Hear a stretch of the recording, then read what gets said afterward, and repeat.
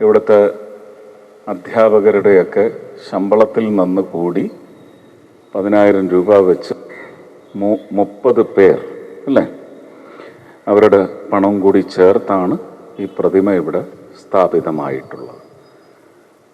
പക്ഷേ രാഷ്ട്രീയത്തിൻ്റെ ഒക്കെ ഒരു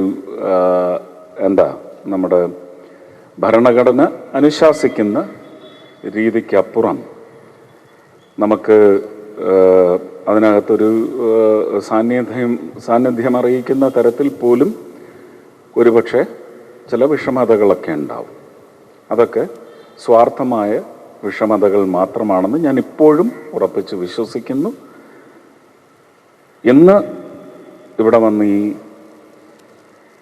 ഒരു സ്മരണ ഒരു സമർപ്പണത്തിൻ്റെ രൂപത്തിൽ അർപ്പിക്കാൻ സാധിക്കുന്നത് ഈ വരുന്ന തിങ്കളാഴ്ച ഇന്ത്യൻ പാർലമെൻറ്റിൽ എൻ്റെ രാഷ്ട്രീയ കക്ഷിയുടെ കേരളത്തിൽ നിന്ന് തിരഞ്ഞെടുക്കപ്പെട്ട ആദ്യത്തെ ജനപ്രതിനിധി, ലോക്സഭാ പ്രതിനിധി എന്ന നിലയ്ക്ക് തിങ്കളാഴ്ച കാലത്തെപ്പോഴെങ്കിലുമായിരിക്കും ഞാൻ സത്യപ്രതിജ്ഞ ചെയ്യുന്നത്.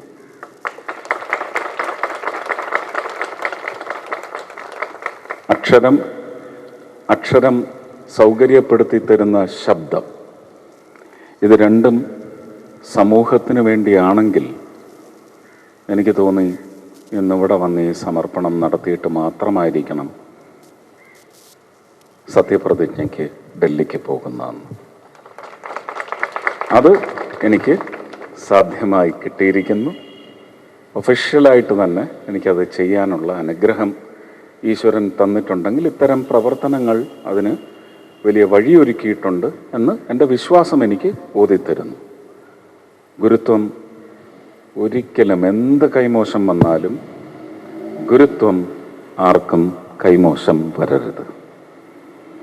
നമ്മൾ ഈ ആണിക്കുറ്റം, ചുഴിക്കുറ്റം എന്നൊക്കെ പറയുന്നത് പ്രത്യേകിച്ച് കലാപ്രവർത്തനങ്ങൾ, കല സ്വാംശീകരിച്ച് അത് തലമുറകളോളം നമ്മുടെ കുടുംബത്തിന്, നമ്മുടെ കുലത്തിന് ഖ്യാതി നേടി തന്നുകൊണ്ടേയിരിക്കണമെങ്കിൽ ഗുരുത്വം ഒന്നില്ലെങ്കിൽ എത്ര അറിവുണ്ടായിട്ടും ഒരു കാര്യവുമില്ല. അത് കാത്തു സൂക്ഷിക്കണമെന്ന് മാത്രമാണ് എനിക്ക് കുഞ്ഞുങ്ങളോട് പറയാനുള്ളത്.